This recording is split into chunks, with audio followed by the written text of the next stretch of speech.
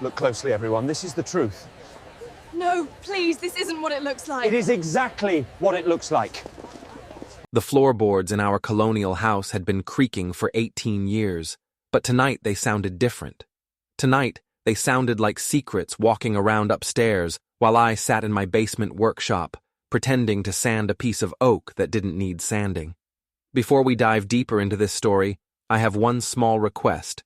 Please subscribe, drop a like, comment, and hit that hype button to boost this channel so more people can discover these incredible Reddit stories. My name is Eliot Carter, Eli to everyone who matters, and I'm 41 years old, which means I'm old enough to know when my wife is lying to me. The problem is, I've been ignoring the signs for months now, maybe longer.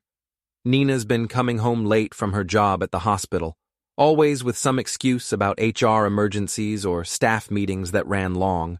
Tonight's excuse was a crisis with the new nurses' schedules.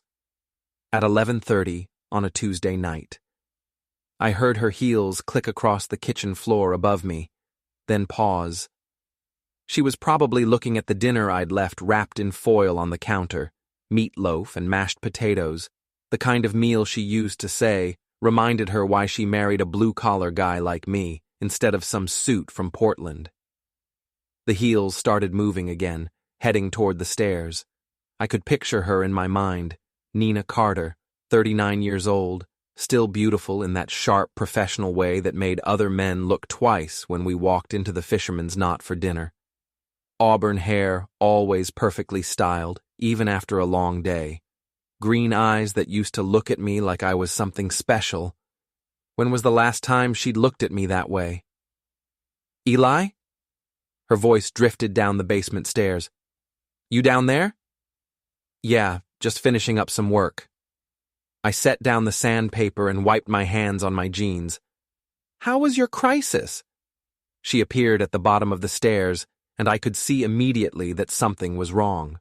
Her blouse was wrinkled, her lipstick was gone, and there was something in her eyes I'd never seen before. Guilt, maybe, or fear. It was complicated. She wouldn't meet my eyes. Listen, we need to talk. Those 4 words, we need to talk, they're like a breaking point for any marriage. I'd heard them before, usually right before Nina told me about some new promotion she wanted to go after, or some expensive thing she thought we needed for the house. But this felt different. Okay. I leaned against my workbench, trying to look casual. What's on your mind? Nina sat down on the bottom step, which she never did. She hated coming down to my workshop, said it smelled like sawdust and old beer. Her hands were shaking slightly as she smoothed her skirt. I'm pregnant. The words hit me like a 2x4 to the chest. We'd been trying for another baby for years, ever since our daughter Mel turned 10. Nina had gone through fertility treatments, hormone shots, the whole 9 yards. Nothing had worked. The doctors said it probably wasn't going to happen. I should have been happy. I should have been jumping up and down, calling my brother Mark, opening a beer to celebrate. Instead, I just stood there, looking at my wife's guilty face and feeling something cold settle in my stomach. That's great news, I said slowly. When did you find out? This morning. She was still looking at the floor. I took 3 tests, to be sure. And you waited until now to tell me? I needed time to think about how to handle this. Handle this. Like our baby was a problem that needed to be managed. Like pregnancy was just another HR issue she had to solve. Nina, look at me. She raised her eyes, and that's when I saw it. The thing I'd been trying not to see for months. She wasn't happy about this pregnancy. She was terrified. There's something else, isn't there? She opened her mouth, closed it, then opened it again. Eli, I need you to know that whatever happens, I love you. And I love our family. Everything I've done has been for our family. Everything I've done. Past tense. Like she'd already made decisions without me. What are you talking about? Nina stood up, pacing the small space between the stairs and my workbench. Things have been difficult between us lately. You know they have. We've been like roommates more than husband and wife, and I needed someone to talk to, someone who understood. The cold feeling in my stomach was spreading to my chest now. Who, Nina? Who did you need to talk to? Mark. My brother's name hung in the air between us like smoke from a house fire. Mark Carter, 44 years old, owner of Carter's Auto Shop on Main Street.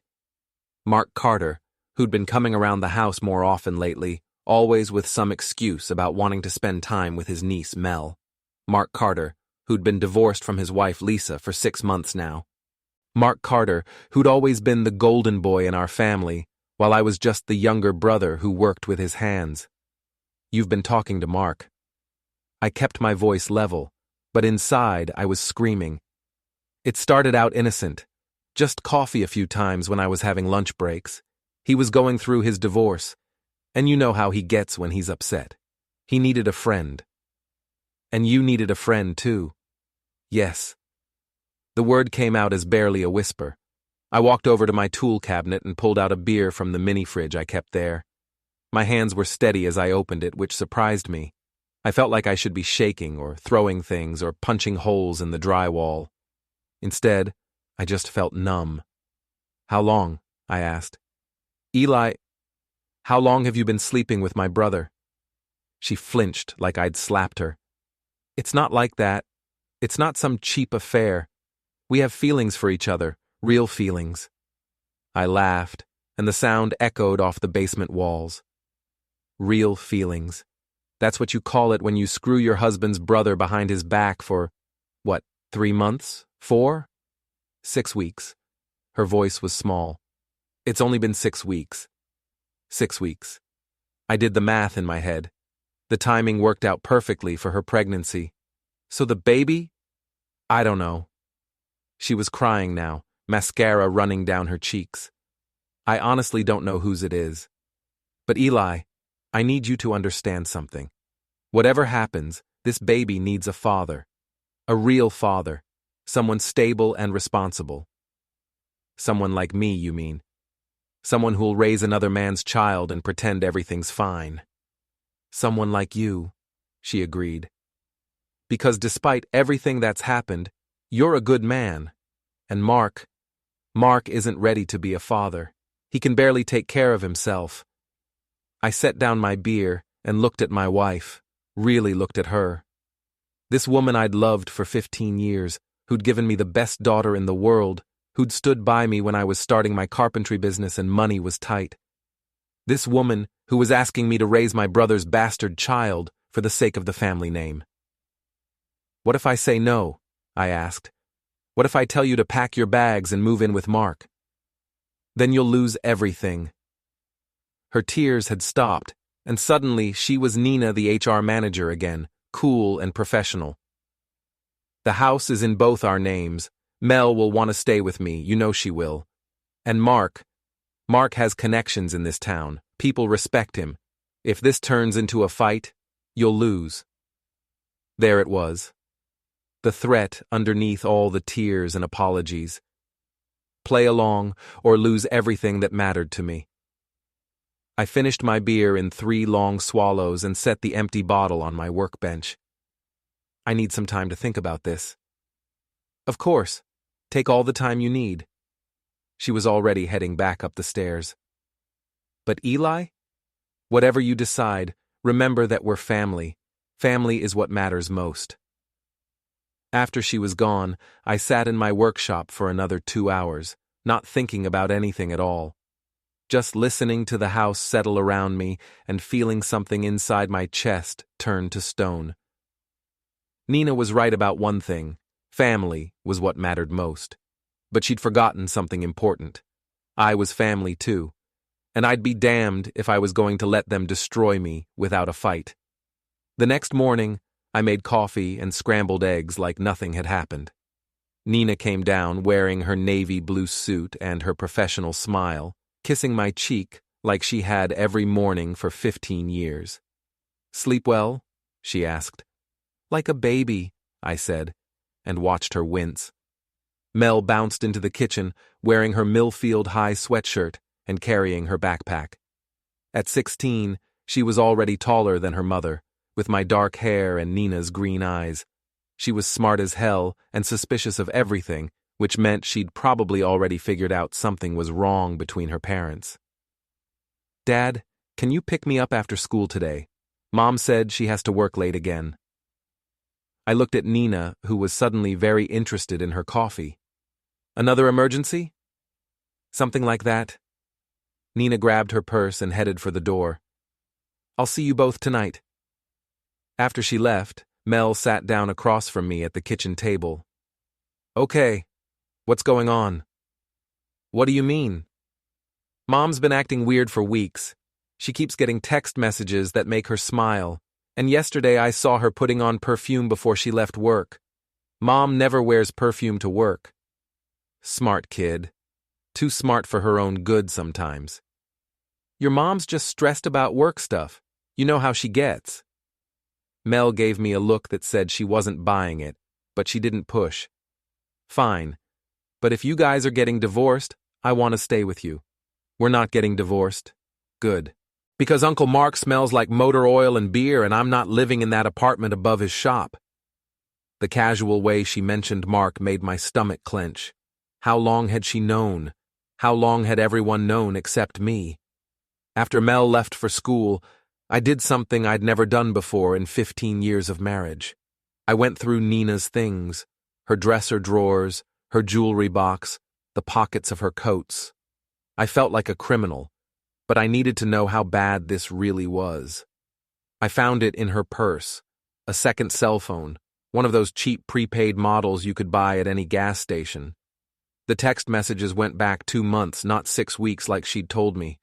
And they weren't just about needing someone to talk to. The pictures were the worst part. Not pornographic, but intimate in a way that made me feel sick. Nina laughing in Mark's truck. Nina and Mark at some restaurant I'd never been to. Nina wearing a dress I'd never seen before, looking at my brother the way she used to look at me. But it was the text messages that really twisted the knife. "Can't wait to see you tonight. He thinks I'm working late again. Tell me again how much better I am than your brother." Maybe it's time to tell him. He deserves to know the truth. "Not yet. Let me handle Eli my way. He'll come around."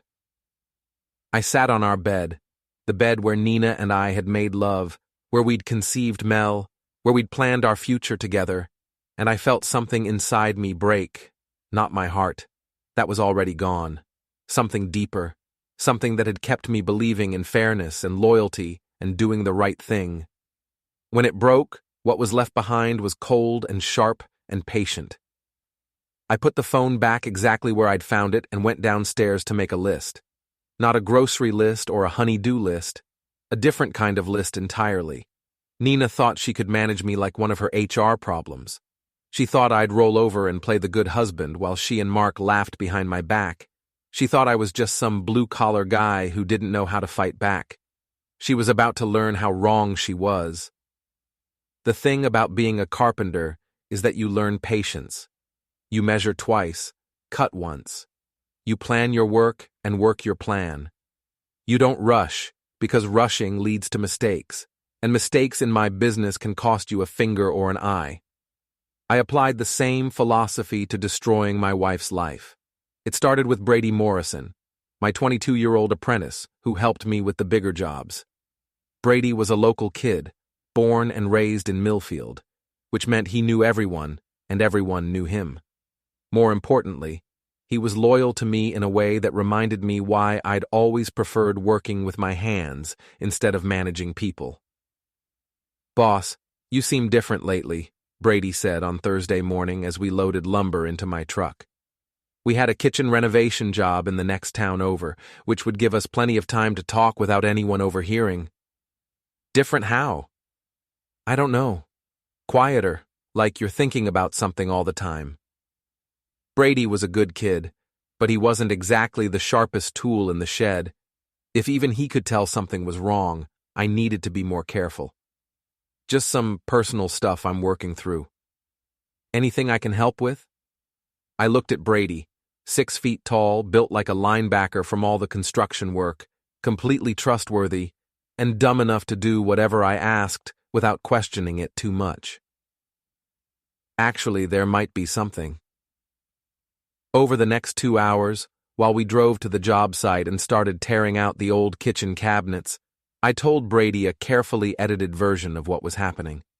I left out the pregnancy and focused on the affair, painting it as a simple case of my wife cheating with my brother. Brady's reaction was exactly what I'd expected. Pure outrage on my behalf. "That's messed up, boss, your own brother? That's like against the code or something." "What code?" "You know, the guy code. Bros before, well, you know." I almost smiled. Brady's worldview was refreshingly simple sometimes. "The thing is, I need to know how long this has been going on, and I need to know who else knows about it."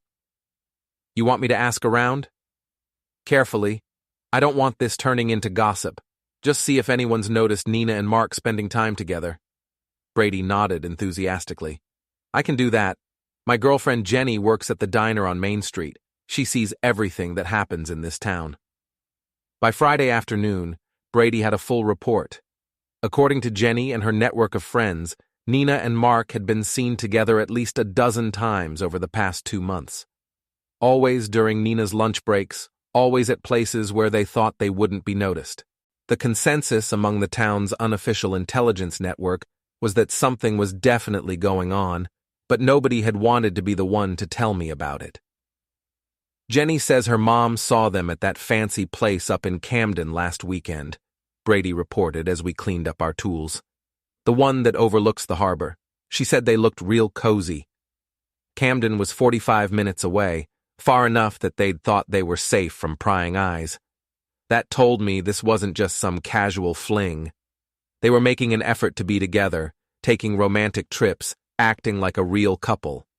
The knowledge should have hurt, but instead it just fed the cold anger that had been growing inside me all week. They thought they were so clever, sneaking around behind my back. They had no idea I was 10 steps ahead of them now. "There's something else," Brady said, looking uncomfortable. "Jenny heard that Mark's been telling people he's thinking about getting back together with his ex-wife Lisa, like really soon." That stopped me cold. Getting back together with Lisa? Yeah. Apparently he told someone at the auto shop that he'd made a mistake with the divorce, and he was going to try to win her back. I thought about this new information as I drove home. If Mark was telling people he wanted to reconcile with Lisa, what did that mean for Nina? Was he planning to dump her after their affair ran its course? Or was this just another lie, designed to throw people off the scent? Either way, it gave me an idea. Lisa Carter, soon to be Lisa Hendricks again, once the divorce was finalized, lived in a small apartment above the flower shop on Main Street. She was a nice woman, maybe a little too trusting, and she'd been devastated when Mark had asked for the divorce. According to the gossip Brady had gathered, she'd been hoping for a reconciliation ever since. I found her apartment Friday evening, after Nina had texted to say she'd be working late again. Lisa answered the door in yoga pants and an oversized sweater, looking surprised to see me. "Eli, is everything okay?" "Hi, Lisa. I'm sorry to bother you, but I was wondering if we could talk. About Mark." Her face lit up with hope, which made me feel like a complete bastard for what I was about to do. But this was war now, and in war, sometimes innocent people got hurt. "Of course! Come in! Come in! Do you want some coffee?" Lisa's apartment was small but cozy, decorated with the kind of feminine touches that Mark had probably complained about when they were married. Throw pillows, scented candles, pictures of family and friends. It was the kind of place where a person could feel safe and loved. "Lisa, I need to ask you something, and I want you to know that I'm only asking because I care about you." She sat down across from me, her hands folded in her lap like a schoolgirl. "Okay. Has Mark been in touch with you lately? About getting back together?" "Yes!" The word burst out of her like she'd been holding it in for weeks. He called me last Sunday and said he'd been thinking about us. He said the divorce was a mistake and he wanted to try again. What exactly did he say? He said he'd been confused for a while, but now he knew what he really wanted. He said he'd been seeing someone else, but it didn't mean anything. Just a rebound thing to help him get over our marriage. A rebound thing. That's how Mark had described his relationship with my wife. I filed that information away for later use. Did he say who he'd been seeing? Lisa shook her head. He said it didn't matter because it was over. He wanted to focus on us now. I leaned forward, putting on my most concerned expression. Lisa, I hate to be the one to tell you this, but Mark hasn't ended his rebound relationship. In fact, I think it's gotten more serious. The hope in her eyes started to fade. What do you mean? I've seen him around town with someone, multiple times. They look pretty involved. Who? Her voice was barely a whisper. I hesitated, as if I didn't want to hurt her. I think it might be better if you saw for yourself. They usually meet for lunch at that little cafe on Harbor Street, tomorrow around noon. It was a lie. Nina and Mark usually met at a motel outside town, but I needed Lisa to see them together. I needed her to understand that Mark was playing her just like he was playing everyone else. You think he's lying to me? I think Mark tells people what they want to hear, and I think you deserve better than that.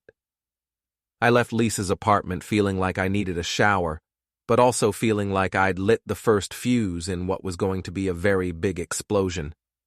By tomorrow afternoon, Lisa would know the truth about Mark's rebound relationship, and once she knew, she'd tell other people. The gossip network in Millfield was faster and more efficient than the internet. Saturday morning, I did something I'd never done before. I called in sick to a job. I told the client I had food poisoning and would have to reschedule the bathroom renovation we'd planned for the weekend. Then I drove to Harbor Street and waited. Nina's car pulled up to the cafe at 11:45. She was wearing a red dress I'd never seen before and heels that were definitely not appropriate for a casual lunch. Mark's truck arrived 5 minutes later, and I watched my brother get out wearing his best jeans and a button-down shirt that actually looked like it had been ironed. They met at the cafe entrance with a kiss that lasted long enough to make my stomach turn. Then they went inside, probably thinking they were safe because it was a new place, somewhere they hadn't been seen before. They were wrong. I'd called Lisa an hour earlier and suggested she might want to take a drive down Harbor Street around noon. I'd also mentioned it to Brady, who'd mentioned it to Jenny, who'd probably mentioned it to half the town by now. Sure enough, Lisa's car appeared at the end of the block at exactly 12 o'clock. I watched her park across the street from the cafe and sit there for a moment, gathering her courage. Then she got out and walked to the front window. I couldn't see her face from where I was parked, but I could see her body language. The way she stood perfectly still for about 30 seconds, then took a step back like she'd been pushed. The way her hands came up to cover her mouth. Lisa stood there for another minute, staring through the window at her husband and my wife, sharing an intimate lunch. Then she turned and walked back to her car with the careful, measured steps of someone who was trying very hard not to fall apart in public. I followed her back to her apartment and knocked on her door. When she answered, her eyes were red and puffy, but she wasn't crying anymore. She looked angry, which was exactly what I'd been hoping for. "You were right," she said simply. "I'm sorry. I really hoped I was wrong." "No, you're not." She stepped aside to let me in. "And neither am I. I'm glad I know the truth." "What are you going to do?" Lisa walked to her kitchen and poured herself a glass of wine, even though it wasn't even 1 o'clock yet. "I'm going to make sure everyone in this town knows what kind of man Mark Carter really is, and I'm going to make sure his girlfriend knows she's not as special as she thinks she is." "Lisa, don't." She held up her hand to stop me. "I know you're trying to be nice, Eli, but I'm done being the understanding ex-wife. Mark made his choice. Now he gets to live with the consequences." I left Lisa's apartment feeling like I'd accomplished something important. The first domino had been pushed, and soon the rest would start falling. But I wasn't done yet. Not even close. That evening, I was in my workshop when I heard Nina come home. She was humming something under her breath, which meant her lunch date had gone well. I waited until she'd had time to change clothes and start dinner before I went upstairs. "How was work?" I asked, kissing her cheek like a good husband. "Oh, same old stuff." She was making pasta, something simple that wouldn't require too much attention. "How was your day?" "Interesting. I ran into Lisa Carter this afternoon." Nina's hand paused for just a moment as she stirred the sauce. "Oh? How is she?" "Not great. Apparently Mark's been telling her he wants to get back together, but she found out today that he's still seeing someone else." That's terrible." Nina's voice was carefully neutral. "Poor Lisa." "Yeah, she's pretty upset. She said she's going to make sure everyone knows what kind of man he really is." This time, Nina definitely tensed up. "What do you mean?" "You know how small towns are. Once word gets out that Mark's been lying to his ex-wife while he's having an affair, people are going to talk. Lisa seemed pretty determined to make sure the whole town knows about it." Nina set down her spoon and turned to face me. "Eli, what exactly did Lisa tell you?" "Just that she saw Mark with some woman at a cafe on Harbor Street. She seemed to think it was serious, not just some casual thing." I watched Nina's face carefully as she processed this information. She was trying to figure out how much Lisa knew and how much trouble she was in. I could practically see the wheels turning in her head. Did she say who the woman was?" "No, but she seemed pretty determined to find out." Nina nodded slowly, then turned back to her cooking. But I could see the tension in her shoulders, the way her movements had become stiff and mechanical. "Dinner will be ready in 10 minutes, she said. "Great. I'll go get Mel." As I walked upstairs to get our daughter, I was smiling for the first time in a week. Nina was scared, and she should be, because this was just the beginning. By Monday morning, the whole town would know that Mark Carter was cheating on his reconciliation with his ex-wife, and it wouldn't be long before someone figured out who the other woman was. The dominoes were starting to fall, and I was the one pushing them over. By Monday morning, Millfield's gossip network was running at full capacity. I could tell because when I stopped at the hardware store for supplies, old Pete Kowalski gave me a look that was half pity and half curiosity. "Morning, Eli. How's the family?" In a small town, "How's the family?" wasn't just polite conversation, it was a fishing expedition. Pete had heard something, and he was trying to figure out how much I knew. "Family's fine, Pete. Why do you ask?" "Oh, no reason. Just heard there might be some changes coming." I bought my supplies and left Pete wondering what I knew and when I'd found out. Let him wonder. Let them all wonder. The beauty of small-town gossip is that it spreads like wildfire, but it also gets distorted as it passes from person to person. By the time a story makes its way around town, it's usually only half true. But the core facts remain. Mark Carter was seen with a mystery woman, his ex-wife was furious, and something big was about to happen. What nobody knew yet was that I was orchestrating the whole thing. Brady met me at the job site with coffee and information. "Boss, you're not going to believe what Jenny heard at the diner this morning." "Try me." Lisa Carter came in around 7, right when the breakfast crowd was there. She sat at the counter and told anyone who'd listen that Mark's been lying to her about wanting to get back together. She said he's been having an affair with some married woman and she's going to find out who it is. I sipped my coffee and tried to look appropriately concerned. "Did she say anything else?" "Yeah, she said the woman has red hair and drives a silver Honda, and she said they've been meeting all over town for weeks." Nina drove a silver Honda Civic, and while her hair was technically auburn, it looked red in certain light. Lisa was getting closer to the truth, which meant I needed to accelerate my timeline. "Brady, I need you to do something for me, but it has to stay between us." Sure, boss. What do you need? I pulled out my phone and showed him a photo I'd taken of Nina's secret cell phone. I need you to call this number tonight around 8 o'clock. Don't say anything, just hang up when someone answers. Okay? Why? Because I want to see how my wife reacts when she gets a mysterious phone call. Brady looked confused but nodded. You got it. That evening, I suggested we have a family movie night. Nina seemed distracted during dinner, probably because she'd heard about Lisa's public announcement at the diner.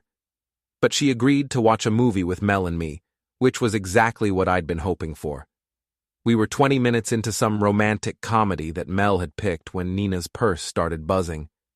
Not her regular phone, the secret one. Nina's eyes went wide for just a second before she controlled her expression. I should check that. Might be work. She got up and went to the kitchen, and I could hear her answering in a low voice. Hello? Hello? A pause, then. Who is this? Another pause.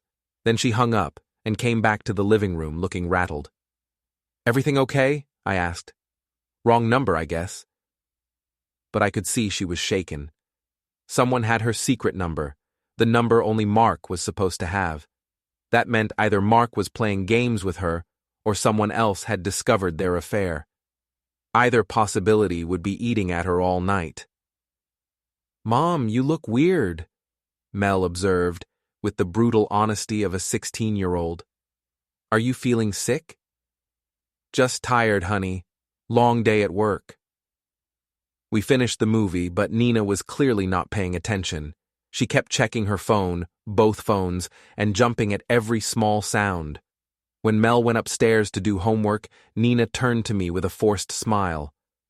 I think I'm going to take a bath and go to bed early. Good idea. You do look tired. After she went upstairs, I sat in the living room and planned my next move. Nina was getting paranoid, which would make her sloppy. Sloppy people made mistakes, and when Nina made her next mistake, I'd be ready. The opportunity came sooner than I'd expected. Tuesday afternoon, I was working on a deck repair when Brady called me. Boss, you need to get down to the auto shop. Something's happening with your brother. What kind of something? Just get down here, and maybe bring your camera. I packed up my tools and drove to Main Street, where Mark's auto shop sat on the corner like it had for the past 10 years. There was a small crowd gathered outside, which in Millfield usually meant either an accident or a fight. It was a fight. Lisa Carter was standing in the middle of Mark's shop, holding what looked like a stack of photographs and screaming at the top of her lungs. Mark was trying to calm her down, but she was having none of it. You lying piece of garbage! Lisa's voice carried clearly through the open bay doors. You told me it was over. You told me you wanted to work things out. Lisa, please, let's talk about this privately. Privately? She laughed, but it wasn't a happy sound. Like you and your little girlfriend have been talking privately? Like you've been meeting privately at motels and restaurants all over the county? The crowd outside was growing. This was better than cable TV for the people of Millfield. I don't know what you think you saw. I didn't just see it, Mark. I have pictures. Lisa held up one of the photographs, and even from where I was standing, I could see it was a clear shot of Mark and Nina kissing outside a restaurant. Where did you get those?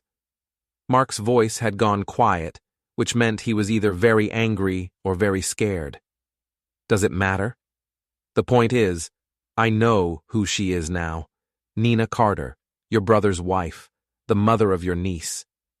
The crowd went silent. In a small town, this was the kind of scandal that people would be talking about for years. Mark's face had gone pale. Lisa, you don't understand. I understand perfectly. You've been screwing your brother's pregnant wife while lying to me about wanting to get back together. Pregnant wife.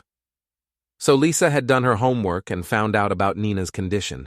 This was getting better by the minute. How did you find out she's pregnant? I have friends at the hospital, Mark. Friends who know which patients come in for pregnancy tests. Mark looked around desperately, probably hoping to find a way out of this situation that didn't involve the entire town knowing his business. His eyes found me in the crowd, and for a moment we just stared at each other. I could have stepped forward. I could have tried to diffuse the situation, maybe gotten Lisa to calm down and take this conversation somewhere private. That's what the old Eli would have done. The Eli who believed in family loyalty and doing the right thing. Instead, I pulled out my phone and started recording. "You want to know the best part?" Lisa continued, her voice getting louder. "Nina came to see me yesterday. She wanted to explain that it was all just a big misunderstanding. She said you'd told her that our marriage was really over, and she thought she was helping you move on." This was news to me. Nina had gone to see Lisa? When? And why hadn't she mentioned it? She seemed to think I'd be grateful to her for taking care of you during your difficult divorce, like she was doing me a favor by sleeping with my husband. The crowd was murmuring now, people whispering to each other and shaking their heads. In Millfield, there were unspoken rules about these things. You didn't sleep with your husband's brother. You didn't lie to your ex-wife about wanting to reconcile. And you definitely didn't get caught doing it in front of the whole town. Mark and Nina had broken all the rules, and now they were going to pay for it. "Lisa, please." "Please what? Please keep quiet so you can keep playing both sides? Please pretend I don't know that you got her pregnant?" Another murmur from the crowd. This was turning into the scandal of the decade. "Please, just give me a chance to explain." Lisa looked at him for a long moment, and I could see her weighing her options. She could walk away now, having made her point and humiliated him in front of half the town. Or she could go for the final blow. She chose the final blow. Explain to who, Mark? Me? Your brother? Your pregnant girlfriend? Or maybe you should explain to your niece, who's going to find out that her uncle is also her baby brother's father. The crowd was no longer murmuring. They were silent, hanging on every word. Mark's face was now bright red. "That's enough." "Is it?" "Because I don't think it's nearly enough. I think everyone in this town should know exactly what kind of man you are." She turned to face the crowd, holding up the photographs like evidence in a trial. "Mark Carter has been having an affair with his brother's wife for months. He got her pregnant, and now he's trying to convince her husband to raise the baby as his own. And while he was doing all of that, he was telling me that he wanted to save our marriage." The crowd was starting to react now. People were shaking their heads, making disgusted noises, talking among themselves. In a small town, reputation was everything, and Mark's reputation was being destroyed in real time. "Lisa, that's not what? Not true? Which part isn't true, Mark? The part where you've been lying to your brother? The part where you've been lying to me?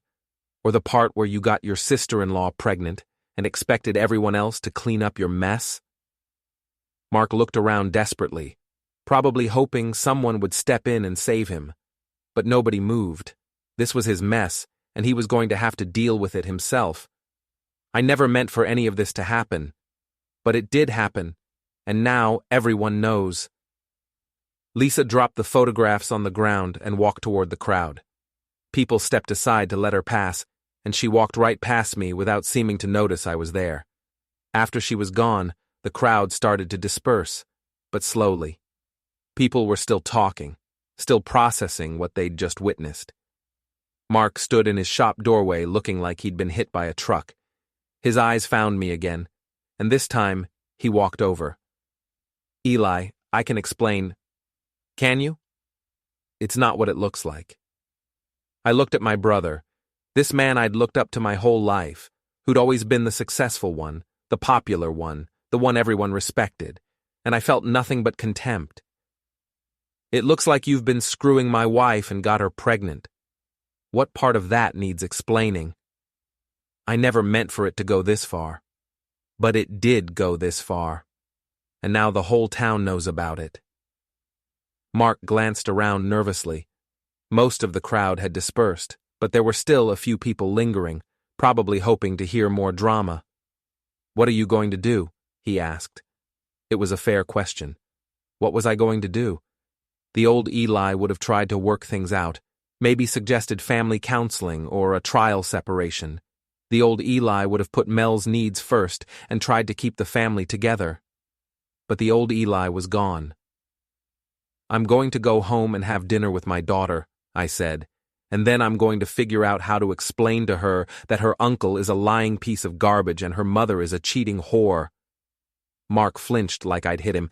"Eli, stay away from my family, Mark, and stay away from me."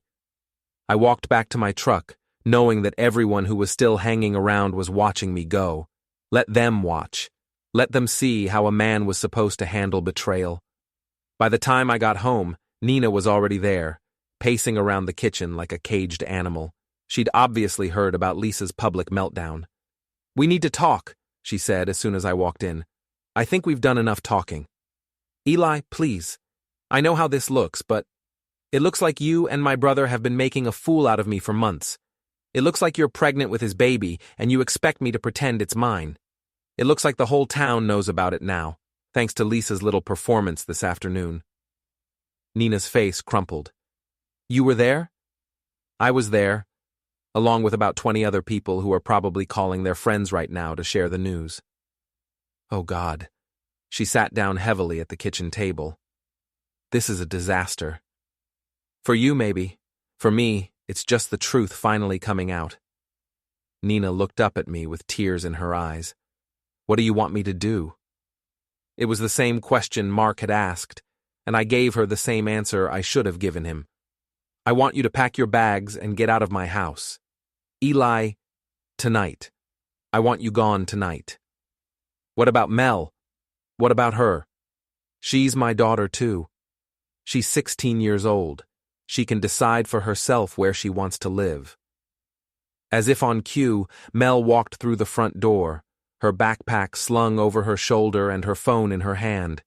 She took one look at Nina's tear-stained face and my angry expression and sighed.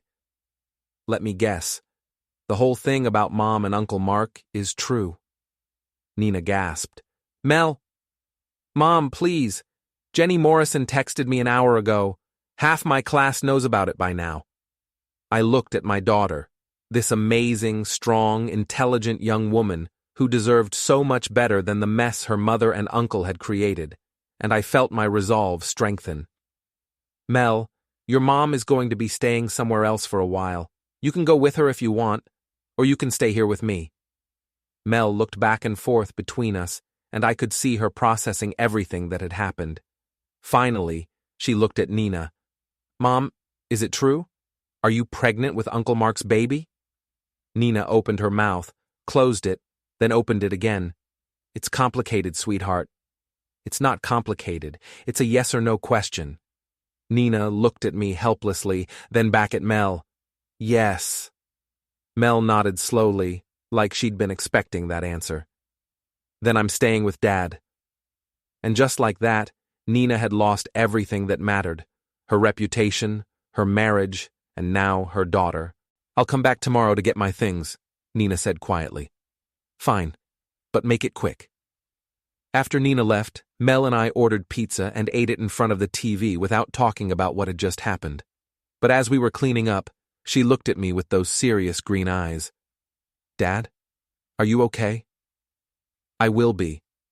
"Good, because Mom and Uncle Mark are jerks, and you deserve better." Out of the mouths of babes. That night, I lay in bed alone for the first time in 15 years and planned my next move. Nina and Mark thought their public humiliation was the worst thing that could happen to them. They were wrong. I was just getting started. The thing about small towns is that once you become the center of a scandal, there's nowhere to hide. By Wednesday morning, everyone in Millfield knew about Nina and Mark's affair. The story had grown in the telling, of course. By now, some people were saying they'd been carrying on for years. Others claimed Mark had gotten multiple women pregnant, and a few creative souls were suggesting that Nina had been planning to leave me all along. None of that bothered me. What bothered me was that Nina and Mark were still trying to control the narrative. I found out about their strategy when Brady showed up at the job site with his usual morning intelligence report. Boss, you're not going to like this. Hit me. Mark was at the diner last night talking to anyone who'd listen. He's telling people that Nina seduced him while he was going through his divorce. Says he was vulnerable and she took advantage of him. I set down my hammer and looked at Brady. He's blaming Nina? Gets worse. He's also saying that you knew about the affair and you were okay with it. Says you told him you and Nina had an open marriage. The cold anger I'd been carrying around for a week suddenly flared into something hotter. Mark wasn't just a cheating bastard. He was a coward who was trying to throw Nina under the bus to save his own reputation. What else? Nina's been calling around to her friends, trying to get them to spread a different story. She's saying that you and her had been having problems for months, and she only turned to Mark because you were emotionally unavailable. So that was their game. Make it my fault. Paint me as either a willing participant or a neglectful husband who drove his wife into another man's arms. Brady, I need you to do something for me.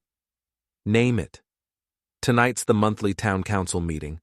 I want you to make sure everyone knows I'll be there. You're going to the town council meeting? I'm going to tell my side of the story, and I'm going to make sure everyone hears it. That afternoon, I did something I hadn't done in years. I bought a new shirt and tie. If I was going to make a public statement, I wanted to look like a man who had his life together, not like some pathetic cuckold who couldn't keep his wife happy. The Millfield Town Council met in the basement of the community center, in a room that could hold maybe 50 people if everyone squeezed together. Usually the meetings drew about a dozen residents, mostly retirees who had nothing better to do on a Wednesday night. Tonight was different. I arrived 15 minutes early and found the room already half full. Word had gotten out that I might show up, and people were curious to hear what I had to say. I recognized most of the faces, neighbors, customers, people I'd known for years. They all watched me walk in with the kind of careful attention usually reserved for accident scenes. Nina was there, sitting in the back row next to her friend Tina. She looked like she hadn't slept in days, which was probably true. Mark was nowhere to be seen, which didn't surprise me. He'd always been better at starting fights than finishing them. The meeting started with the usual boring business: budget discussions, permit applications, complaints about potholes. I sat through it all patiently, waiting for the public comment period at the end. Finally, Mayor Davidson opened the floor to public comments. Anyone have anything they'd like to share with the council? I stood up. I do. The room went silent. Even the council members, who'd probably been half asleep during the budget discussion, suddenly looked alert. My name is Eliot Carter, and I've lived in this town my whole life. Most of you know me as the guy who fixes your decks and remodels your kitchens. Some of you might know me as Nina Carter's husband or Mark Carter's younger brother. I paused, letting that sink in. Everyone knew why I was there. I'm here tonight because there have been a lot of stories going around town about my family, and I think it's time you heard the truth from someone who was actually there.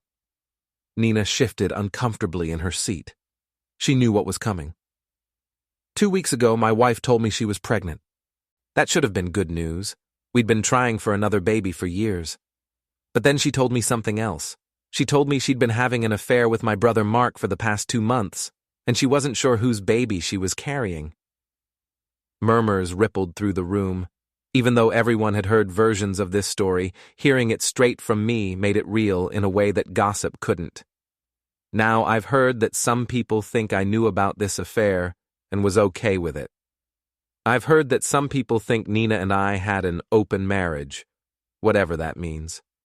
I've heard that some people think I drove my wife into another man's arms because I was a bad husband. I looked directly at Nina, who was staring at her hands. Let me be clear about something. I had no idea my wife was cheating on me. I had no idea my brother was stabbing me in the back. And when I found out, I was not okay with it. The room was so quiet I could hear the heating system cycling on. I also want to be clear about something else. My wife didn't have an affair because I was a bad husband. She had an affair because she's a selfish person who wanted something she couldn't have, and she didn't care who got hurt in the process. My brother didn't seduce a vulnerable married woman. He made a deliberate choice to betray his own family for a few months of excitement. Nina was crying now, but I wasn't done. I've been a carpenter in this town for 20 years. I've worked on most of your houses, fixed your problems, done my job honestly and fairly. I've paid my taxes, coached Little League, volunteered at the church fundraisers. I've been a good neighbor and a good citizen. I paused again, letting them think about that. But apparently, being a good man isn't enough to keep your wife from sleeping with your brother. Apparently, being loyal and hardworking and faithful just makes you a sucker. The murmurs were getting louder now. People were nodding, agreeing with me. So here's what I want everyone in this room to know. I didn't deserve what happened to me. My daughter didn't deserve to have her family destroyed by two selfish adults who couldn't keep their hands off each other. And this town didn't deserve to have this kind of drama dumped in its lap. I looked around the room, making eye contact with as many people as possible. Nina Carter and Mark Carter made their choices. Now they get to live with the consequences. But I want everyone to know that I'm not going anywhere. This is my town. These are my friends. And I'm not going to be driven out by embarrassment or shame that belongs to someone else. I sat down to complete silence. For about 10 seconds, nobody moved or spoke.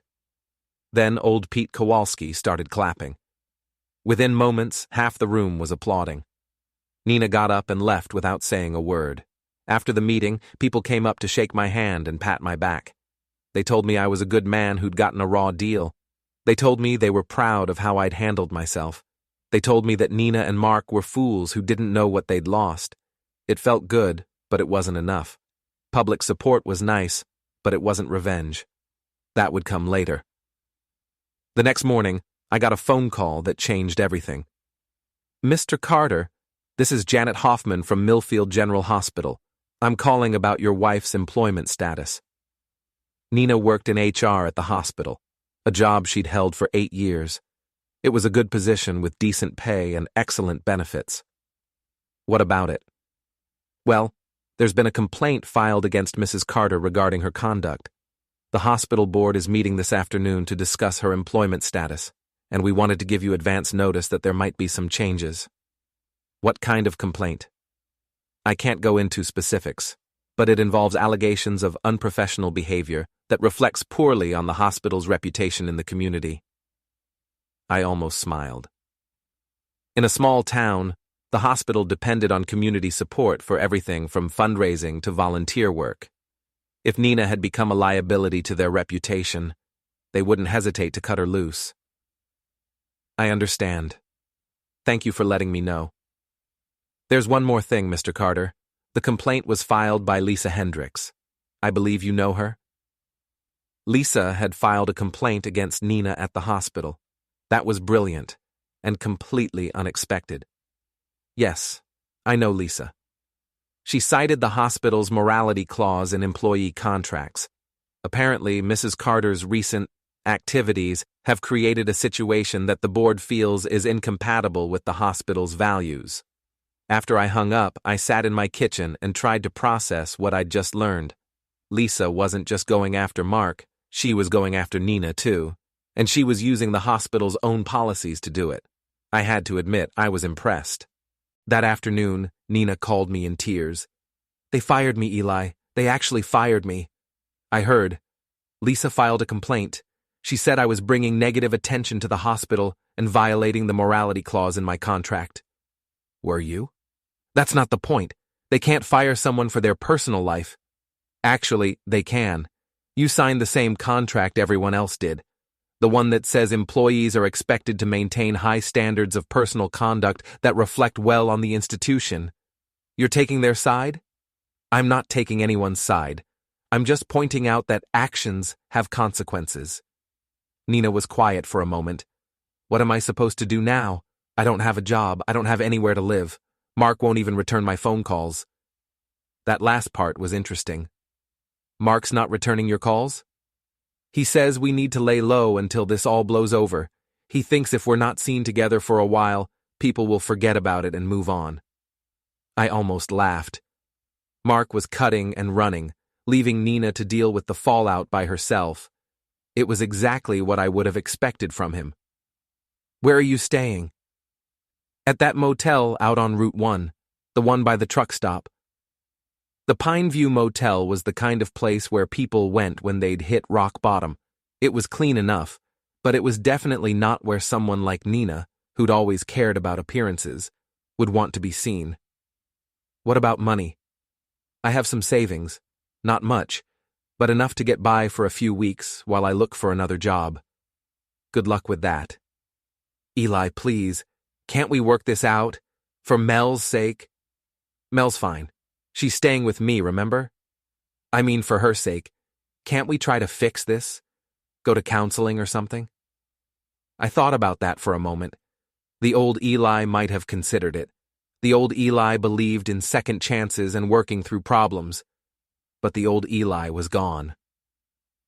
"Nina, you're pregnant with my brother's baby. You lied to me for months.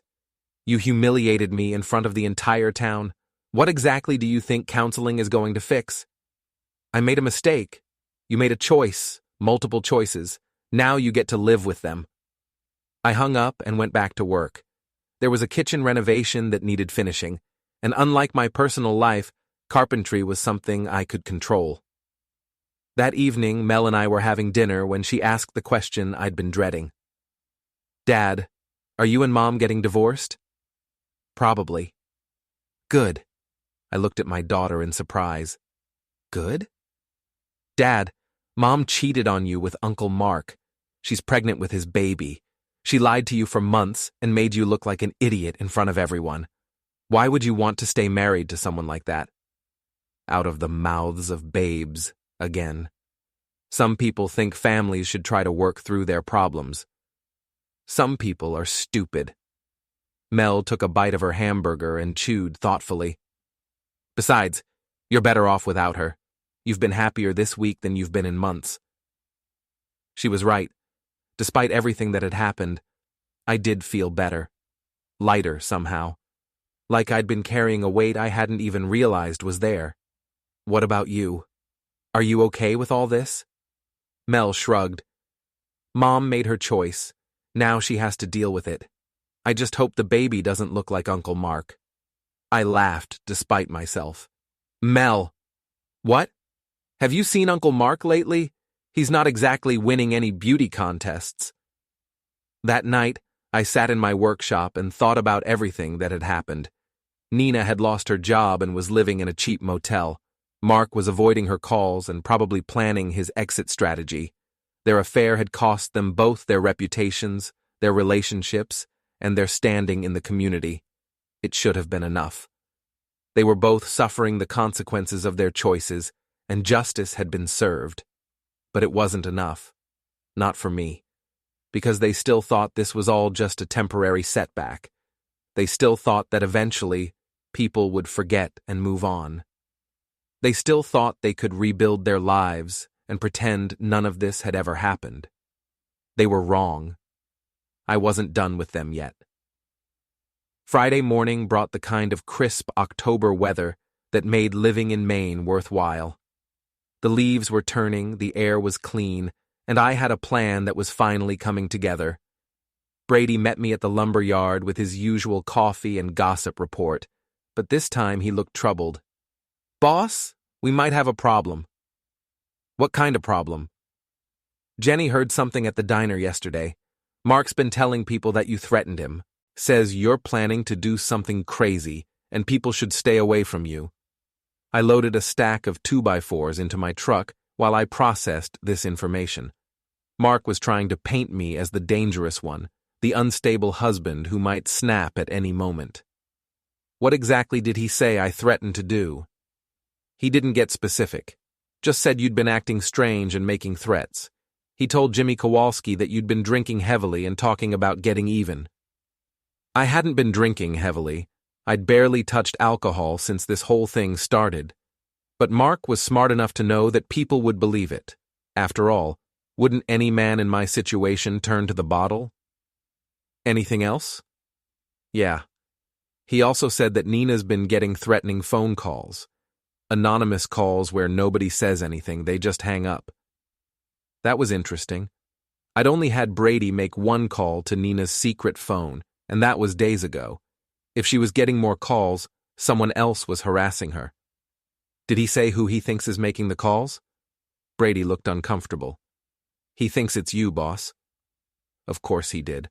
Mark was building a narrative where I was the villain, the crazy, vindictive husband who couldn't accept that his wife had found happiness with someone else. It was actually pretty clever if you ignored the fact that it was complete bullshit. Brady, I need you to understand something. I haven't been making threatening phone calls to anyone. I haven't been drinking heavily, and I haven't threatened Mark with anything except staying away from my family. I know that, boss, but other people might not. He was right. Mark was getting ahead of the story, positioning himself as the victim before I could make my next move. I needed to be more careful. Thanks for the heads up. Let me know if you hear anything else. That afternoon, I was working on a bathroom renovation when my phone rang. The number was blocked, but I answered anyway. Eli Carter. Mr. Carter, this is Detective Morrison with the Maine State Police. I'd like to ask you a few questions about some harassment complaints we've received. Morrison. That was Brady's last name. Was this his relative? What kind of harassment complaints? We've had reports that you've been making threatening phone calls to your estranged wife and brother. I was hoping we could sit down and talk about it. When and where? How about this afternoon? I can meet you at the police station in Millfield. I agreed to meet him at 4 o'clock, then called Brady. Your dad's a state trooper? Yeah, didn't I mention that? He's been with the state police for 20 years. He wants to talk to me about harassment complaints. Brady was quiet for a moment. Boss, I swear I didn't say anything to him about our conversations. I know you didn't, but someone filed a complaint, and now I have to go answer questions about it. You want me to come with you? No, but thanks. I can handle this myself. Detective Morrison turned out to be an older version of Brady, tall, broad-shouldered, and straightforward in the way that small-town cops usually were. He met me in a small conference room at the Millfield police station and got right to the point. Mr. Carter, I'll be honest with you. I've heard about your situation from my son, and I sympathize. But I've also received formal complaints from both your wife and your brother alleging that you've been harassing them. What kind of harassment? Anonymous phone calls, following them around town, making threatening statements in public. They're asking for a restraining order. I sat back in my chair and tried to stay calm. This was Mark's endgame: get me arrested, or at least legally restrained from going near them. It would make me look like the bad guy and give them the moral high ground they needed to rebuild their reputations. Detective Morrison, I haven't made any anonymous phone calls to anyone. I haven't been following anyone around town, and the only threatening statement I've made in public was telling my brother to stay away from my family. Can you account for your whereabouts over the past few days? Specifically, Tuesday and Wednesday evenings, when some of these calls allegedly took place? Tuesday evening, I was at the town council meeting with about 50 witnesses. Wednesday evening, I was home with my daughter doing homework. Detective Morrison made notes in a small notebook. Your daughter can verify that? Absolutely. What about your phone records? Would you be willing to let us examine them to verify that you haven't been making calls to your wife and brother? Of course. He looked surprised by how readily I agreed. Most people are hesitant to turn over their phone records. Most people have something to hide. I don't. We spent another 20 minutes going over the details of the complaints. According to Nina and Mark, I'd been calling them at all hours, hanging up when they answered, sometimes playing recordings of their conversations back to them. They claimed I'd been following Nina to work and Mark to various job sites. They said I'd been making veiled threats about getting even and making them pay. None of it was true, but it was all plausible enough that someone might believe it. Mr. Carter, I have to ask, are you planning to take any kind of action against your wife and brother? What do you mean? I mean, are you planning to hurt them? Damage their property? Interfere with their lives in any way? I thought about that question carefully. Was I planning to hurt them? Not physically. Was I planning to damage their property? Not exactly. Was I planning to interfere with their lives?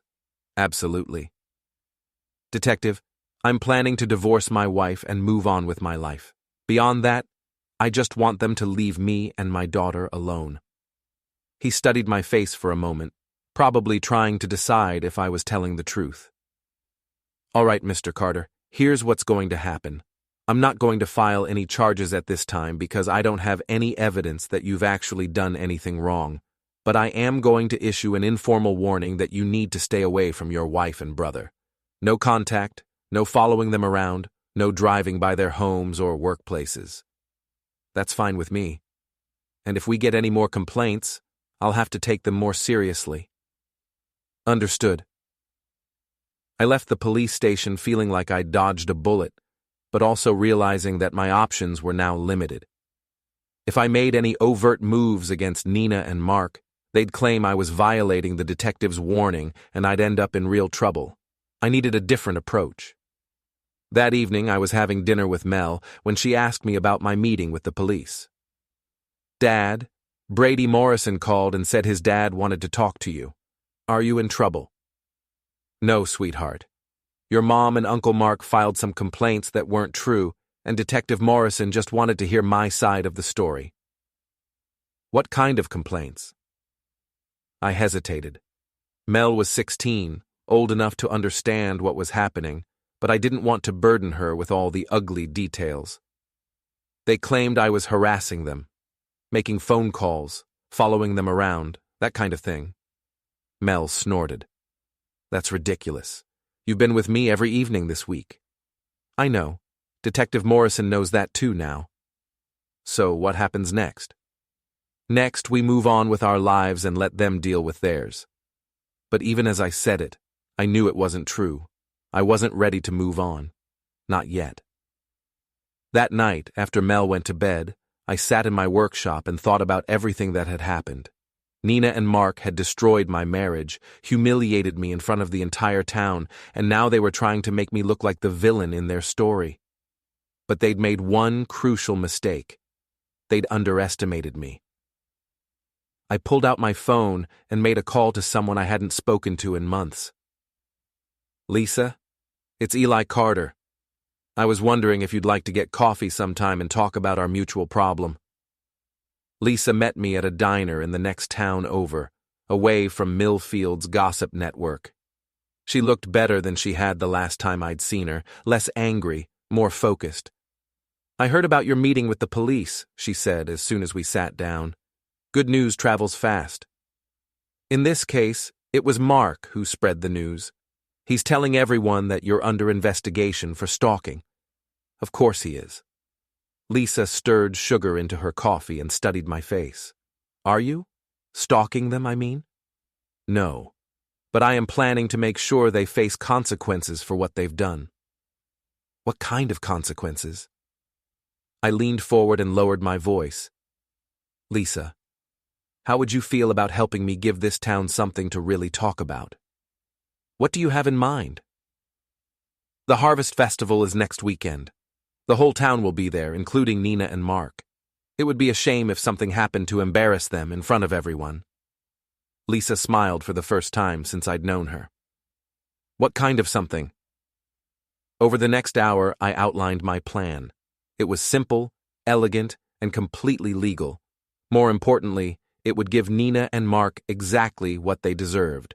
Public humiliation on a scale that would make Lisa's confrontation at the auto shop look like a minor disagreement. You really think this will work? Lisa asked when I was finished. I think it will work perfectly. The question is, are you willing to help? Lisa finished her coffee and looked out the window at the darkening sky. Eli, those two destroyed both of our lives. They lied to us, cheated on us, and humiliated us. Then they tried to make it our fault. She turned back to me with a smile that was equal parts sweet and savage. I'm not just willing to help. I'm looking forward to it. We shook hands across the table like business partners closing a deal, which, in a way, we were. The Millfield Harvest Festival was going to be very interesting this year. The Millfield Harvest Festival had been a town tradition for over 50 years. Every October, Main Street was closed to traffic and lined with booths selling everything from apple cider to handmade crafts. There was a small stage where local musicians performed, carnival games for the kids, and enough fried food to clog the arteries of half the county. It was also the one day of the year when virtually everyone in town showed up, which made it the perfect venue for what Lisa and I had planned. Saturday morning dawned clear and cold, with the kind of brilliant blue sky that made the autumn leaves look like they were on fire. I got up early and spent an hour in my workshop, putting the finishing touches on my contribution to the day's festivities. Mel came downstairs as I was making breakfast, already dressed in jeans and her favorite sweater. "Are we going to the festival today?" she asked. "Wouldn't miss it. It should be quite a show this year." Something in my tone made her look at me more carefully. "Dad, you're not planning to do something crazy, are you?" Define crazy. "Something that's going to get you arrested." I flipped her pancakes and slid them onto a plate. "Sweetheart, I promise you that everything I do today will be completely legal." "That's not exactly reassuring." "Trust me, okay? Your old man knows what he's doing." We ate breakfast in comfortable silence, and then I loaded my truck with the items I'd prepared for the festival. Mel helped me carry everything out, though she kept giving me suspicious looks. "Dad, what's in the boxes?" "Just some things for the festival." "What kind of things?" "The kind that are going to make this a day people remember for a long time." The festival officially started at 10 o'clock, but people began setting up their booths at dawn. Lisa and I had arranged to meet at 9:30, which would give us time to get everything in position before the crowds arrived. I found Lisa waiting by the main stage, looking nervous but determined. She was wearing a simple blue dress and had her hair pulled back in a ponytail, which made her look younger and more vulnerable than she actually was. "Are you ready for this?" I asked. "As ready as I'll ever be. Did you bring everything?" I gestured to my truck, which was parked nearby. "Everything we discussed, plus a few extras I thought of last night." We spent the next 20 minutes setting up our booth, which was positioned strategically between the apple cider stand and the face painting station, right in the center of the festival's main thoroughfare. To anyone who glanced at it casually, it looked like a typical craft booth, the kind that sold homemade jewelry or knitted scarves. But the items we were displaying weren't crafts, they were evidence. At exactly 10 o'clock, Mayor Davidson cut the ribbon to officially open the festival, and people began streaming down Main Street. Families with young children headed for the carnival games, teenagers clustered around the food trucks, and older residents made their way to the craft booths and live music. Lisa and I waited patiently behind our table, greeting neighbors and making small talk while we watched for our targets. Nina showed up first, around 10:30, wearing a loose-fitting dress that did little to hide her growing pregnancy. She was alone, which surprised me. I'd expected her to arrive with Mark. She made her way slowly down the street, stopping at various booths and trying to act like everything was normal. But I could see the tension in her shoulders, the way she kept glancing around nervously. She knew that everyone was watching her, wondering what she was going to do now that her affair had been exposed. Mark arrived 20 minutes later, and he wasn't alone.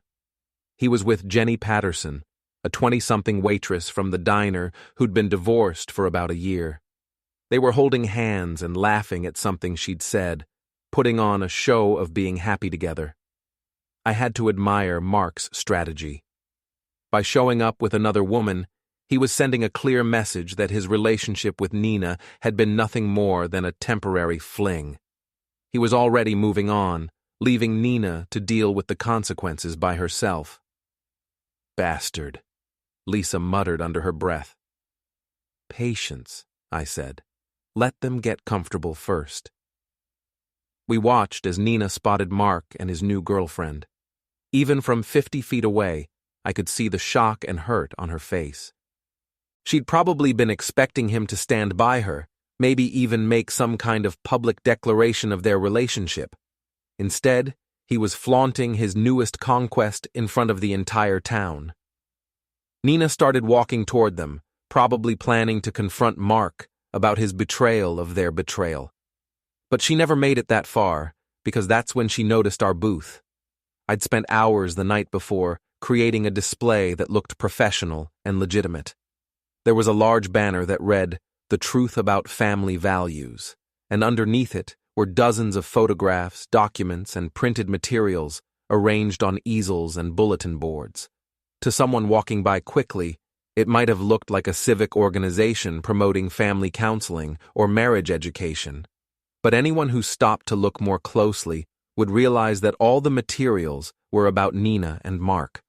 There were photographs of them together at restaurants and motels, printed copies of text messages from Nina's secret phone, bank records showing Mark's payments for hotel rooms, and even a timeline documenting the progression of their affair.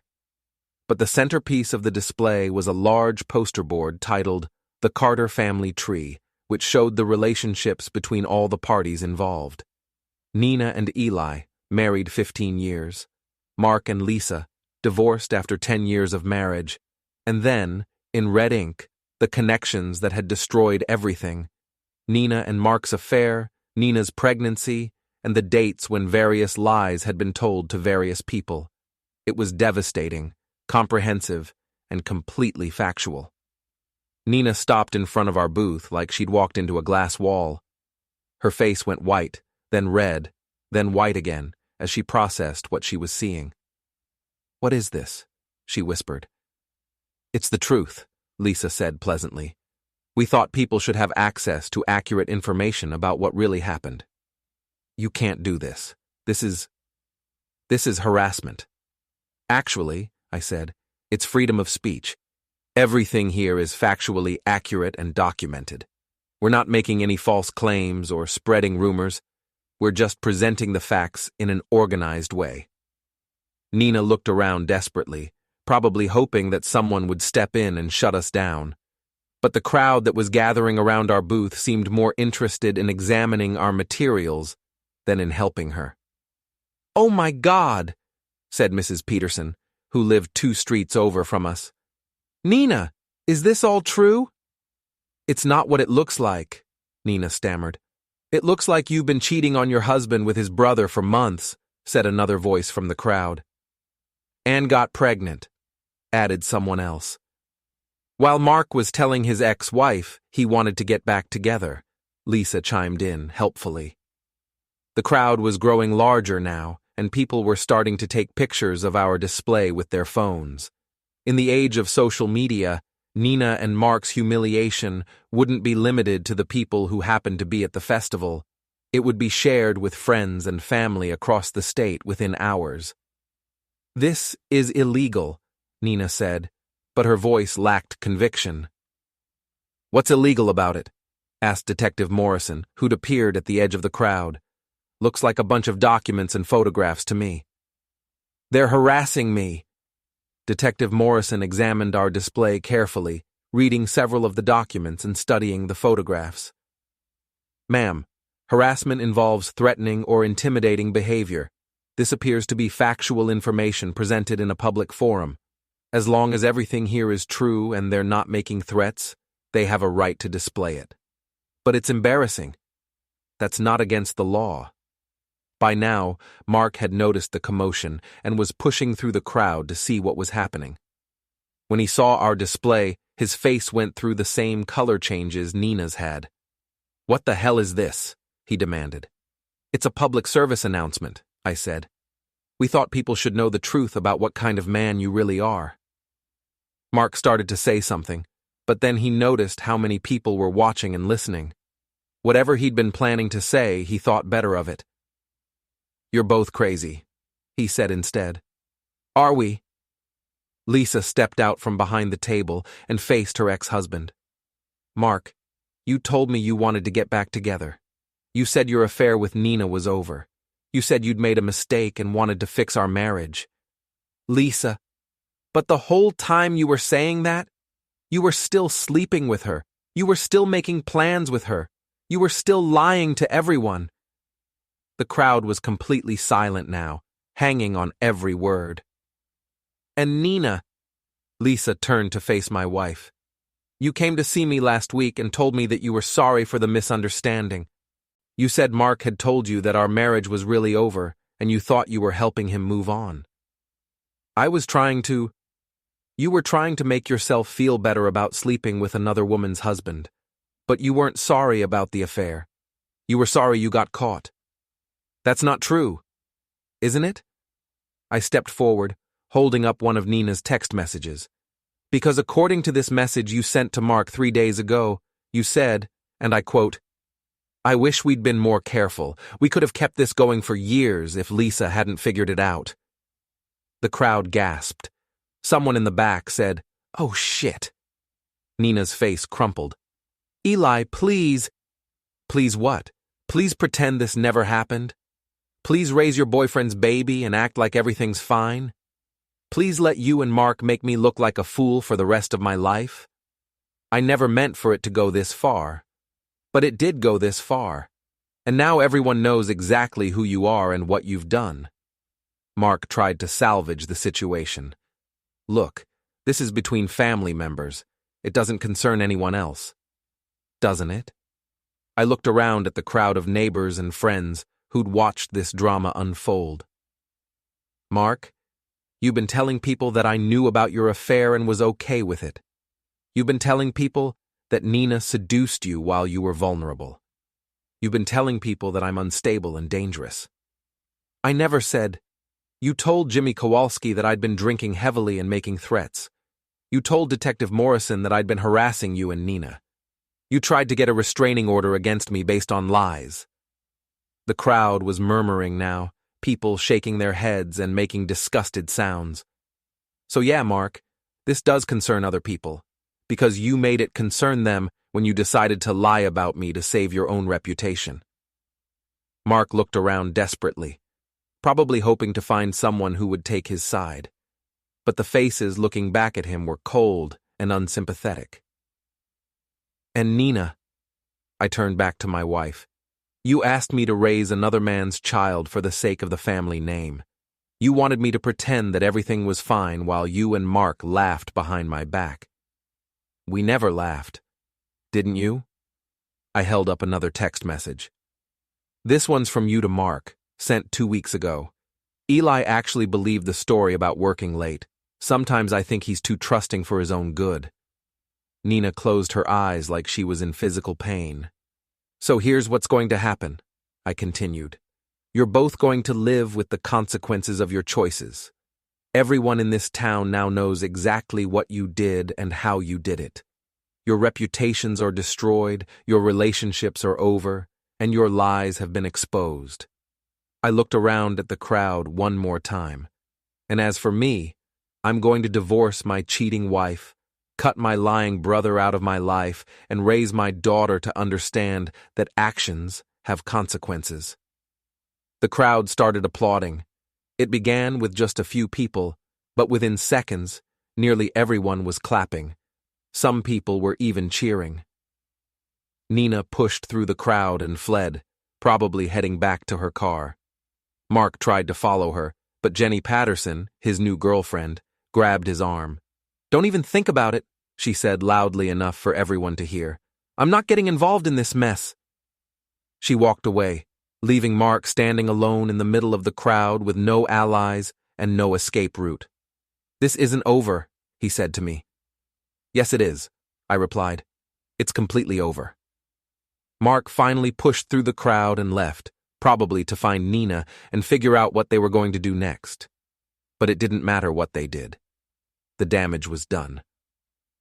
Lisa and I spent the rest of the afternoon at our booth, answering questions and accepting congratulations from people who'd known us for years. The story of our public confrontation spread through the festival like wildfire, and by evening, everyone in Millfield knew exactly what had happened. As we were packing up our materials, Lisa looked at me with a satisfied smile. "Do you think that was enough?" she asked. I thought about Nina, probably crying in her motel room, facing the reality that she'd lost her husband, her daughter, her job, and her reputation, all for a man who dumped her as soon as things got complicated. I thought about Mark, who'd discovered that his new girlfriend wanted nothing to do with him once she understood what kind of person he really was. I thought about myself, finally free from a marriage that had been built on lies and a family relationship that had been poisoned by betrayal. Yeah, I said. I think that was enough. That evening, Mel and I went to dinner at the Fisherman's Knot, where we were greeted like conquering heroes. People bought us drinks, patted me on the back, and told me they were proud of how I'd handled the situation. "Dad," Mel said as we were finishing our dessert, "I have to admit, that was pretty awesome. You're not embarrassed by your old man making a scene at the town festival? Are you kidding? You totally destroyed them. It was like watching a superhero movie, except better because it was real." I laughed. "I'm not sure superheroes usually get revenge on their cheating wives. The good ones do." 3 months later, Nina moved to Portland, where she got a job at a different hospital and tried to start over. Mark sold his auto shop and moved to Florida, claiming he needed a fresh start somewhere warm. I never saw either of them again, and I was perfectly fine with that. Mel and I settled into our new life together, and I discovered that being a single father was actually easier than being married to someone I couldn't trust. My carpentry business grew, partly because people in town respected how I'd handled my personal crisis, and partly because I finally had the time and energy to focus on my work instead of worrying about what my wife was doing behind my back. Lisa and I became friends, real friends, not just allies in revenge. We had coffee every few weeks and compared notes on how we were rebuilding our lives. She started dating a teacher from the next town over, and seemed genuinely happy for the first time since I'd known her. As for me, I was content to focus on my daughter and my work. Maybe someday I'd be ready to trust someone again, but for now I had everything I needed. The Millfield Harvest Festival became an annual reminder of the day I'd finally stood up for myself and refused to be anyone's fool. People still talked about it years later, usually with a mixture of admiration and awe. And every October, when the leaves turned red and gold and the air got crisp, I remembered the satisfaction of watching two people who'd betrayed me face the consequences of their choices in front of the entire town. It had been worth the wait.